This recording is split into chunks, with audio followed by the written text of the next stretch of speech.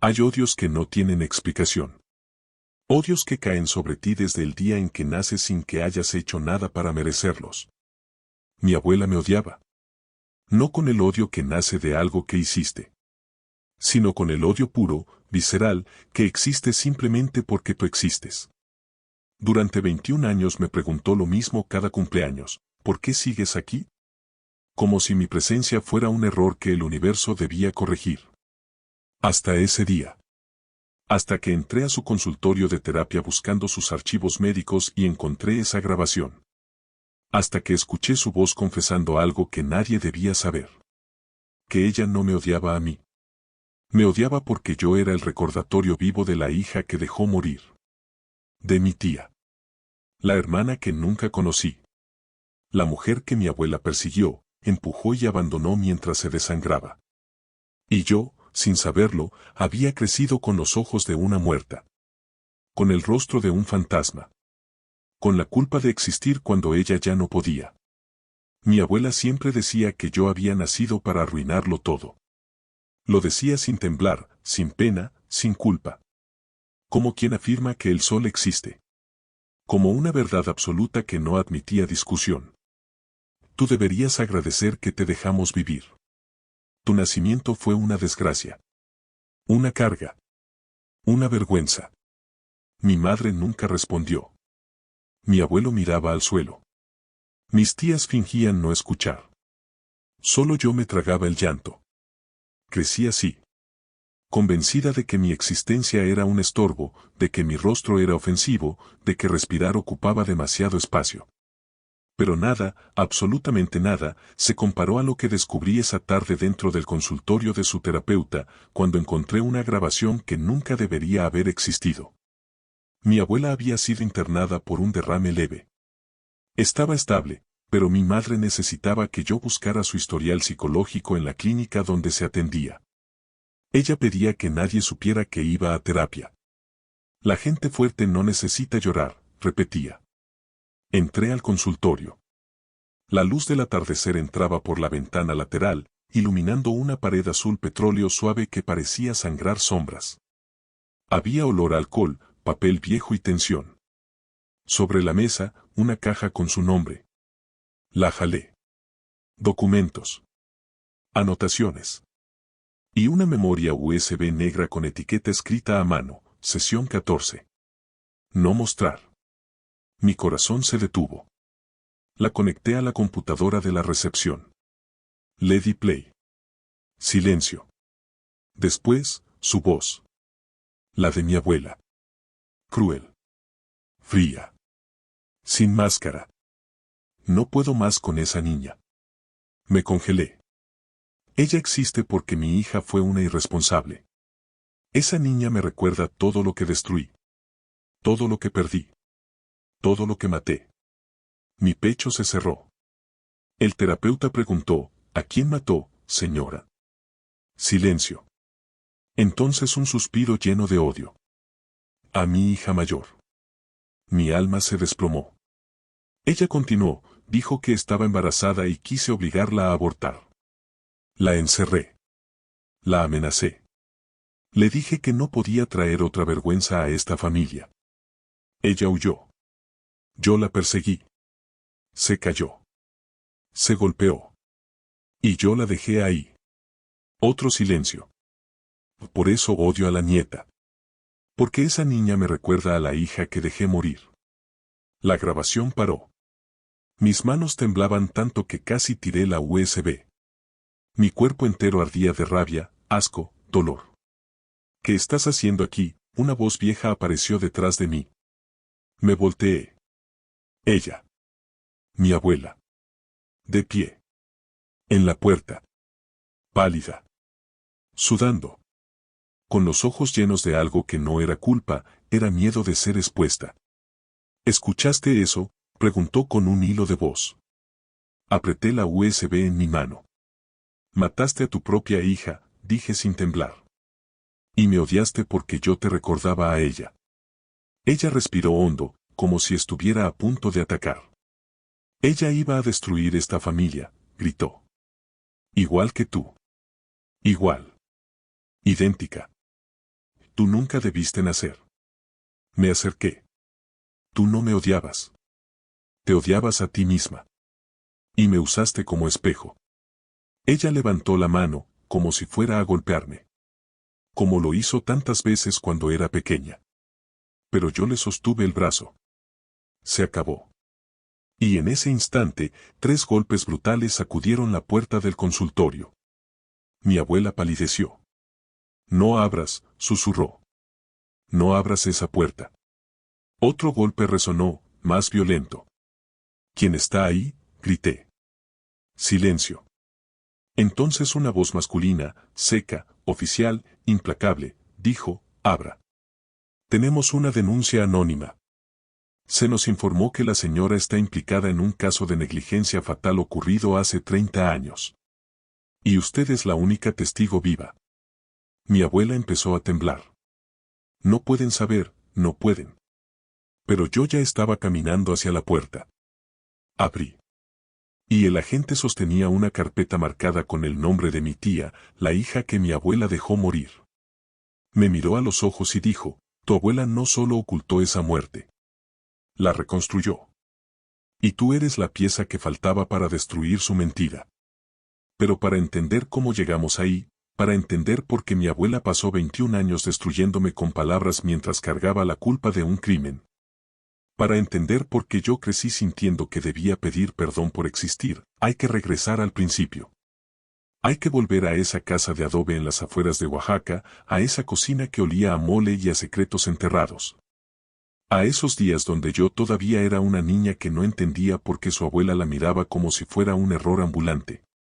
Hay que volver a cuando todo era normal, o al menos eso parecía, antes de que el pasado saliera de su tumba. No conocí a mi tía Gabriela. Murió antes de que yo naciera. Eso era todo lo que la familia decía. Murió. Punto. Sin detalles. Sin explicaciones. Como si hubiera existido y luego simplemente se hubiera desvanecido. Pero cuando yo era niña, a veces escuchaba susurros.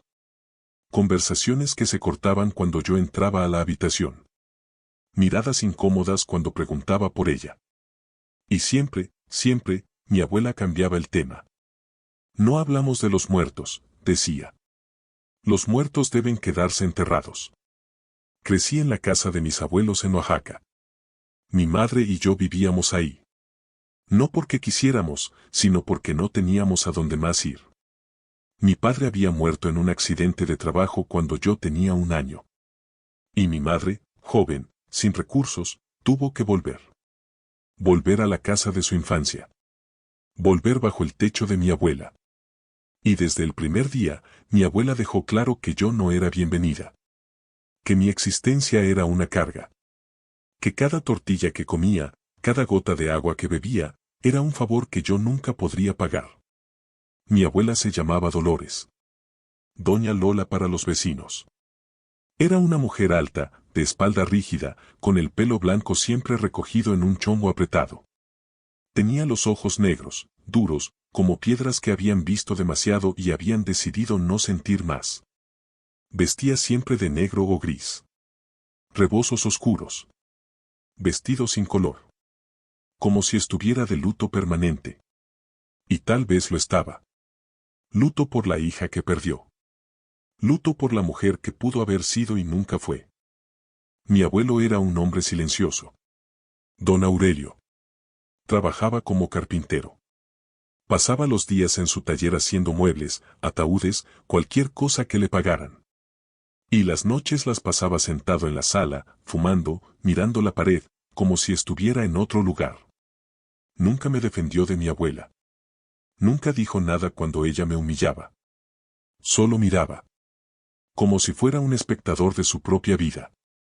Y yo me preguntaba si él también me culpaba. Si él también pensaba que yo no debía haber nacido. Mi madre trabajaba en el mercado. Vendía flores. Se levantaba a las 4 de la mañana para ir a comprar las flores frescas. Regresaba a las 8 de la noche, cansada, con las manos llenas de espinas y el rostro marcado por el sol. Y cuando llegaba, mi abuela siempre tenía algo que decir. Las flores no se vendieron. No trajiste suficiente dinero. Tu hija se portó mal. Y mi madre solo asentía. Lo siento, mamá. Voy a hacerlo mejor. Como si su vida entera fuera un ejercicio de pedir perdón. Desde que tengo memoria, mi abuela me trataba diferente. No solo con dureza. Con desprecio. Como si mi presencia la ofendiera físicamente. Cuando yo entraba a un cuarto, ella salía. Cuando yo hablaba, ella me cortaba. Cállate. Nadie te preguntó. Tu voz molesta. Y yo aprendí a callar. A caminar sin hacer ruido. A existir sin ocupar espacio. Porque cada vez que llamaba la atención, las cosas empeoraban. Las palabras se volvían más crueles. Los castigos más severos. La mirada más penetrante. Los castigos eran variados. A veces me dejaba sin comer. A veces me encerraba en el cuarto de los trastos durante horas. A veces solo me miraba con ese odio puro en los ojos y decía, tú no deberías estar aquí. Y yo, con 5, 6, 7 años, no sabía qué significaba eso. Solo sabía que dolía. Que me hacía sentir que había algo profundamente mal conmigo.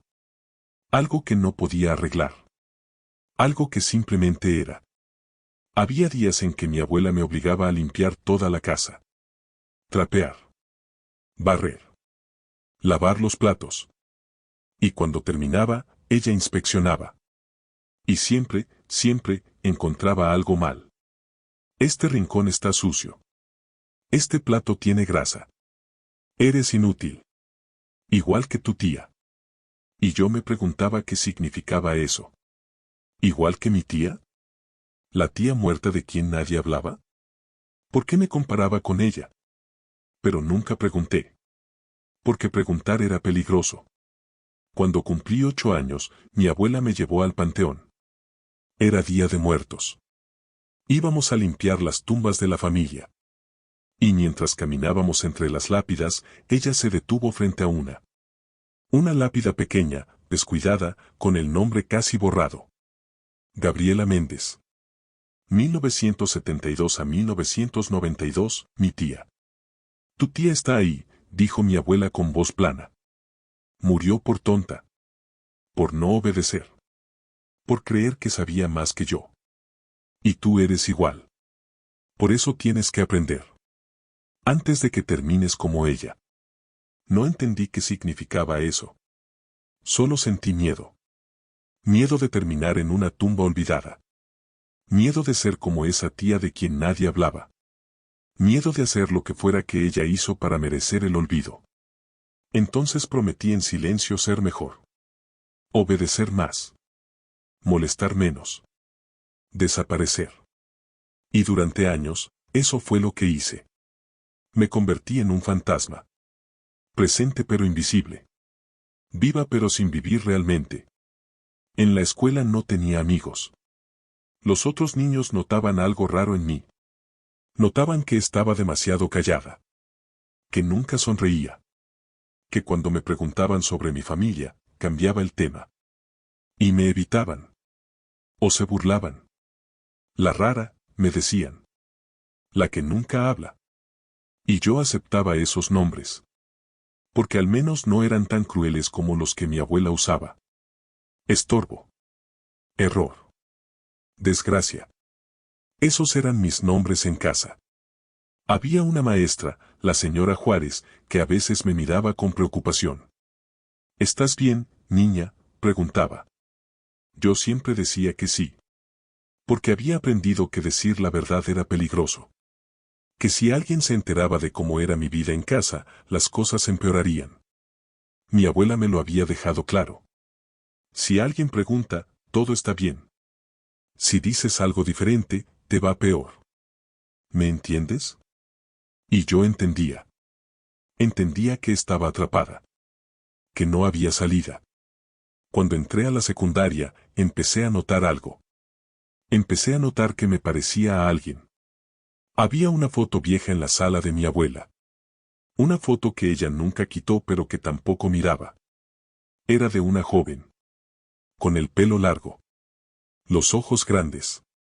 Una sonrisa tímida. Y cuando me miraba al espejo, veía esa misma cara. Los mismos ojos.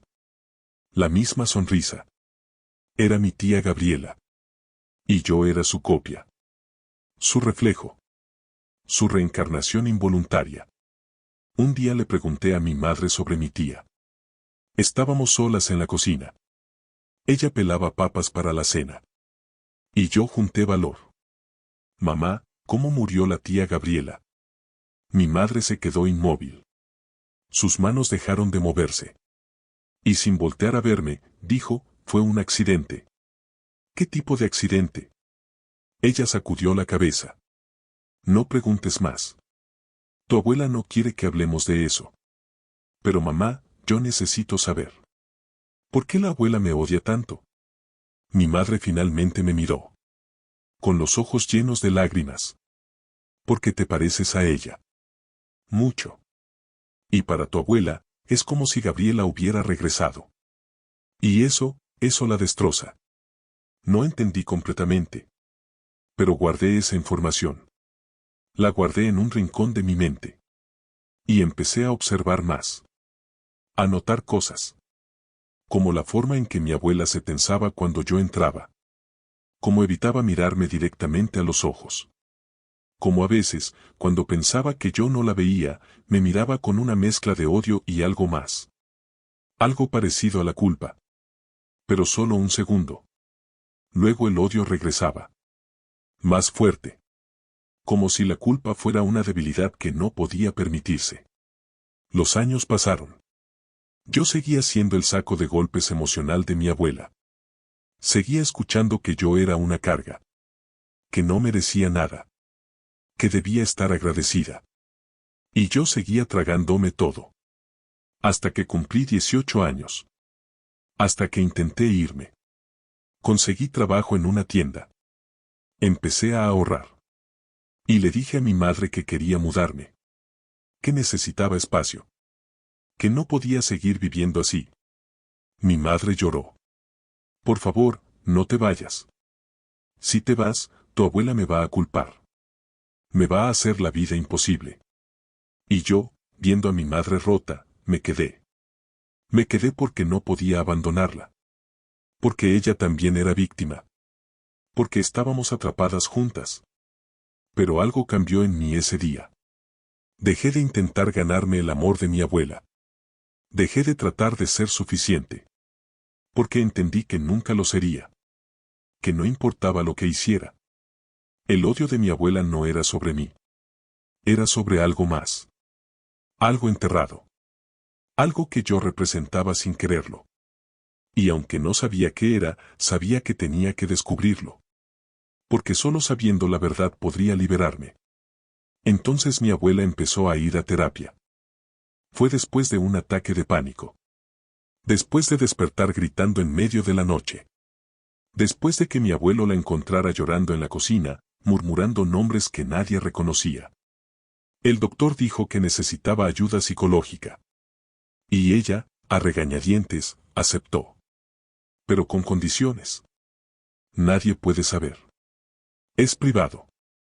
Si alguien pregunta, solo voy al doctor por mi presión. Y todos aceptamos. Porque así funcionaba en esa casa. Los secretos se guardaban. Las mentiras se protegían. La verdad se enterraba. Y ahí fue donde todo cambió. Porque cuando mi abuela tuvo ese derrame, cuando mi madre me mandó a buscar su historial médico, cuando entré a ese consultorio y encontré esa grabación, todo salió a la luz. La verdad que había estado enterrada durante 30 años. La verdad sobre mi tía Gabriela. La verdad sobre por qué mi abuela me odiaba. La verdad sobre quién era realmente el monstruo en esa familia. La grabación continuaba. Después de esa primera confesión devastadora, el terapeuta seguía preguntando. ¿Y qué pasó después de que la dejó?, preguntó con voz profesional pero tensa. Mi abuela respiró pesado. Volví a casa. Le dije a mi esposo que Gabriela se había ido. Que había huido con un hombre. Que nos había abandonado. Y él me creyó. Todos me creyeron.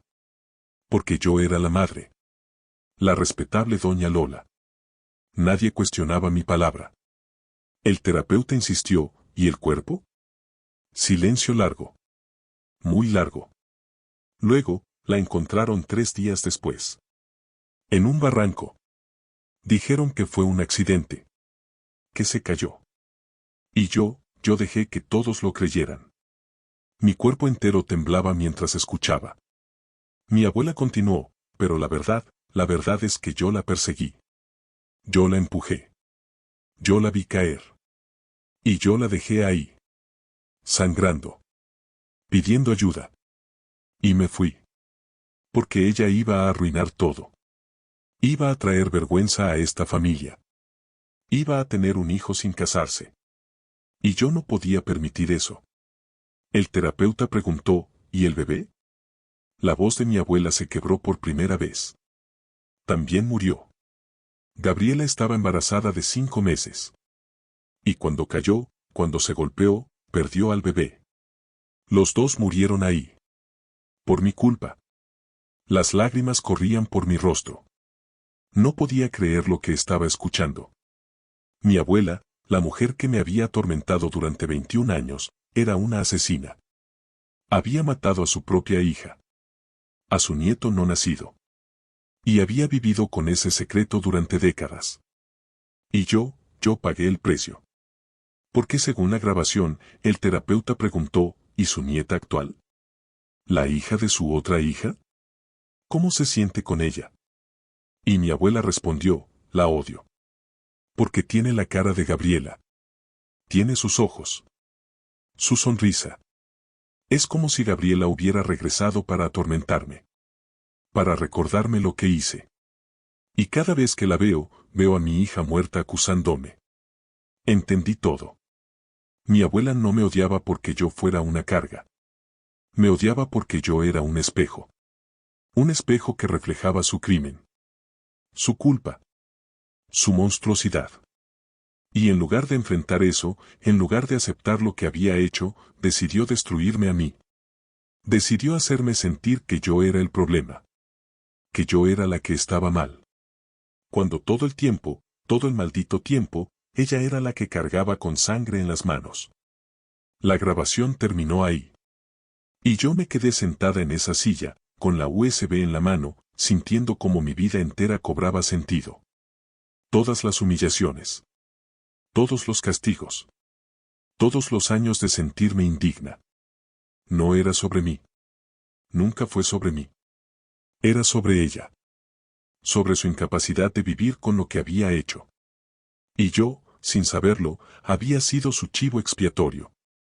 Su forma de castigarse sin castigarse realmente. Porque cada vez que me lastimaba, se lastimaba a sí misma. Pero de una forma segura.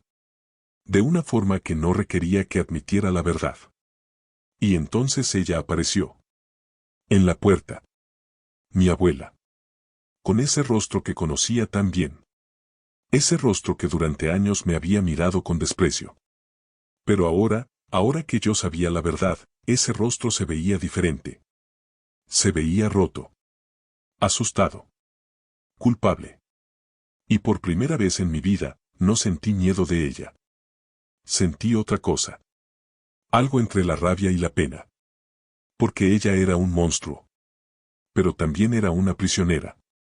Prisionera de su propio crimen. De su propia culpa. De su propia incapacidad de enfrentar lo que había hecho. Cuando le dije que había escuchado todo, cuando le eché en cara que había matado a su propia hija, vi algo en sus ojos. No arrepentimiento. Pánico.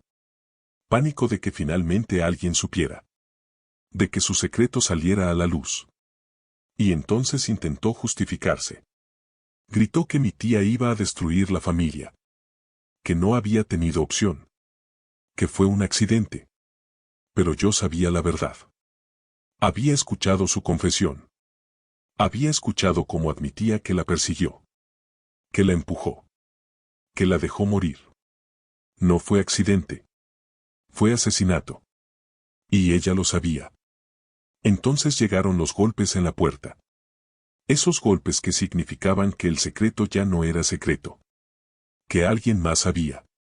Y cuando abrí y vi a ese agente, cuando me mostró esa carpeta con el nombre de mi tía, supe que finalmente iba a haber justicia.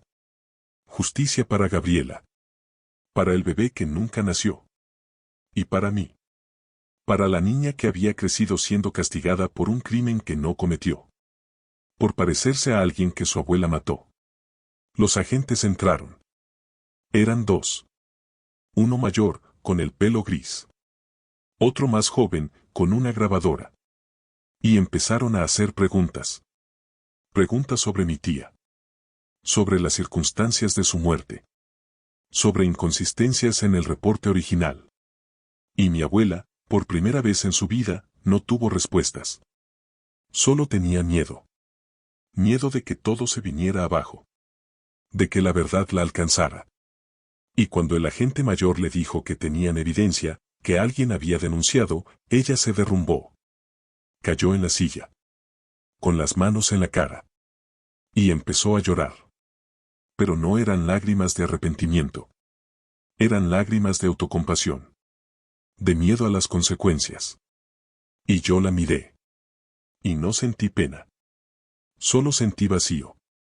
Porque esta mujer que se suponía debía amarme, protegerme, cuidarme, había sido mi tormento durante 21 años. Y todo porque no pudo vivir con su propia conciencia. Los agentes me llevaron aparte. Me preguntaron qué sabía. Y les di la USB. Les di la confesión de mi abuela. Y les conté todo. Todo lo que había vivido. Todo el abuso. Todo el odio. Todo el sufrimiento. Y ellos escucharon. Y tomaron notas. Y me dijeron que iban a investigar. Que iban a reabrir el caso de mi tía.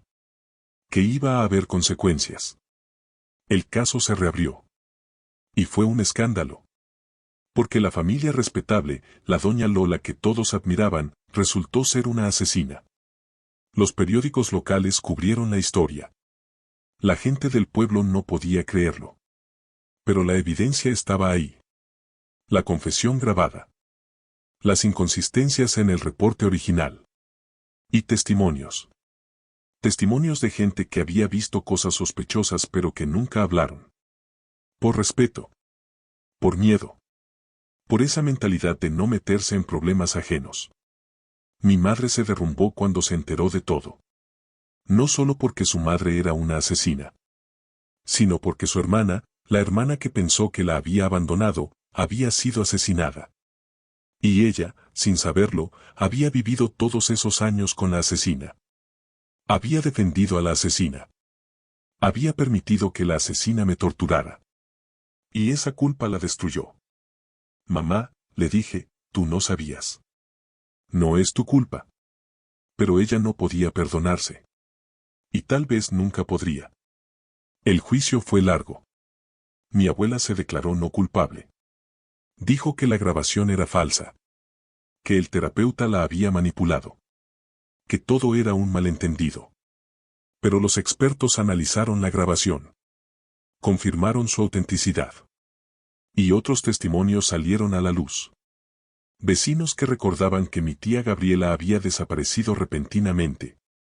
Que mi abuela había dicho historias contradictorias. Que había algo raro en todo eso. Y lentamente, la verdad se armó como un rompecabezas. Mi abuela fue declarada culpable. De homicidio culposo. No pudieron probar premeditación, pero sí negligencia criminal. Por dejarla morir. Por no llamar ayuda. Por ocultar el crimen. Fue sentenciada a 15 años de prisión. No fue suficiente. Nunca sería suficiente. Pero fue algo. Fue reconocimiento de que lo que hizo estuvo mal. Que hubo consecuencias. Mi abuelo murió poco después. De tristeza, dijeron. De vergüenza. De la imposibilidad de vivir con la verdad sobre la mujer con quien había estado casado durante 50 años. Después del juicio, mi madre y yo nos mudamos. No podíamos seguir viviendo en esa casa. En ese pueblo. Con todos esos recuerdos. Nos fuimos a la ciudad. Empezamos de nuevo. Y fue difícil. Porque las cicatrices no desaparecen solo porque cambias de lugar. Siguen ahí. En tu mente. En tus miedos. En la forma en que te ves a ti misma.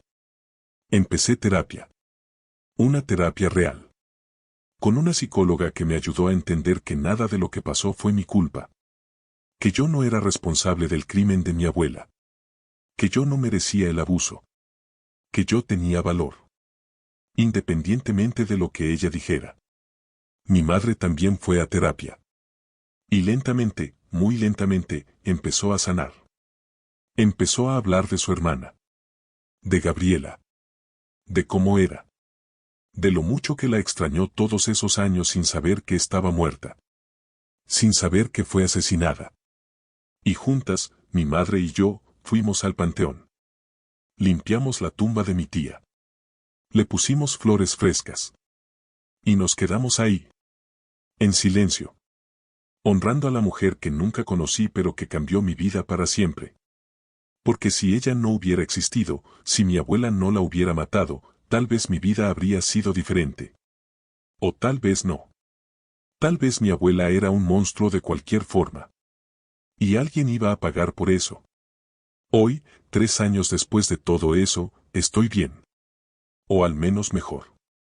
Estudio psicología. Porque quiero ayudar a otros que han vivido lo que yo viví. Abuso intergeneracional. Trauma proyectado. Culpa heredada. Y trabajo como voluntaria en un centro de ayuda. Ayudando a niños que crecen en hogares abusivos. Dándoles la voz que yo no tuve. Diciéndoles lo que nadie me dijo. No es tu culpa. Tú no eres el problema. Y mereces amor. Mi abuela sigue en prisión. No la he visitado. No planeo visitarlo. Porque no le debo nada. Ni mi tiempo. Ni mi perdón. Ni mi presencia. Las cicatrices siguen ahí. Hay días en que escucho su voz en mi cabeza. Diciéndome que soy una carga. Que no debí nacer. Que soy un error. Y esos días son difíciles. Pero también hay días buenos. Días en que me miro al espejo y en lugar de ver a mi tía muerta, me veo a mí. A la mujer que sobreviví. A la mujer que, a pesar de todo, está de pie.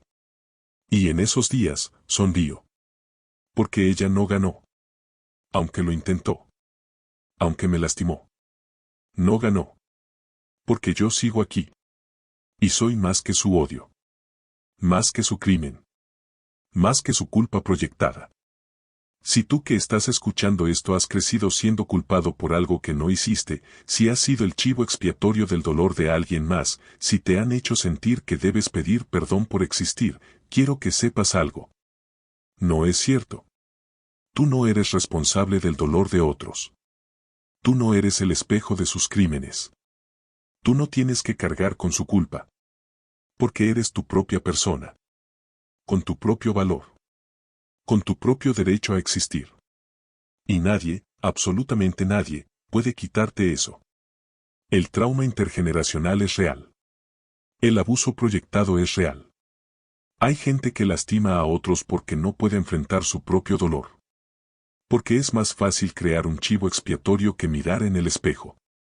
Y a veces ese chivo expiatorio es un niño. Un niño inocente que no hizo nada malo. Que solo tuvo la mala suerte de nacer en el momento equivocado. De tener la cara equivocada. De recordarle a alguien algo que quieren olvidar. Y eso no es justo. Nunca fue justo. Y necesitamos hablar de esto. Necesitamos exponer esto. Necesitamos proteger a los niños. Esta es mi historia. La historia de una mujer que creció creyendo que debía pedir perdón por nacer.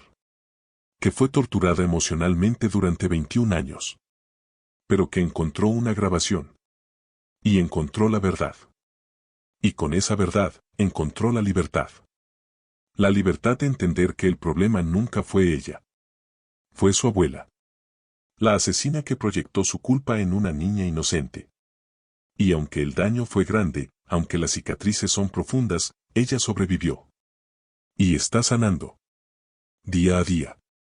Paso a paso. Si esta historia te tocó, si te identificaste con algo de lo que aquí se contó, te invito a que te suscribas al canal Historias para distraerte. Aquí compartimos historias reales de personas que han enfrentado el abuso y han encontrado el camino hacia la sanación. Historias de trauma pero también de resiliencia. De culpa impuesta pero también de liberación. De silencio pero también de verdad. Subimos videos nuevos todos los días. Porque creemos que cada historia merece ser contada. Y cada superviviente merece ser escuchado. Nos vemos en el próximo video. Y recuerda, tú no eres responsable del dolor de otros. Tú solo eres responsable de tu propia sanación. Y eso es suficiente.